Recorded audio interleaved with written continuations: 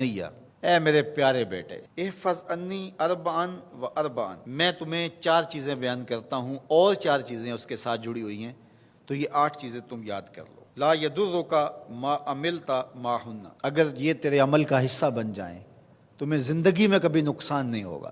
زندگی میں تم شر سے بچے رہو گے، برائی سے بچے رہو گے، نقصان سے بچے رہو گے، تمہارا باطن تمہارا ظاہر اچھا رہے گا اگر ان 4 چیزوں کو 4 چیزوں کے ساتھ جوڑ کر کے اپنے عمل کا حصہ بنا لو۔ فرمایا ان اغنى الغناء العقل، سب سے بڑا غنا، سب سے بڑی دولت مندی، سب سے بڑی ثروت عقل ہے۔ اگر کسی کو عقل کا رزق دیا گیا ہے تو وہ سب سے بڑا دولت مند ہے۔ اگر اس کے پاس مال و متاع بہت سارے ہیں لیکن بے وقوف ہے تو وہ دولت مندی نہیں ہے۔ واکبر الفقر الحمق، اور سب سے بڑا فقر اور سب سے بڑی محتاجی جہالت ہے۔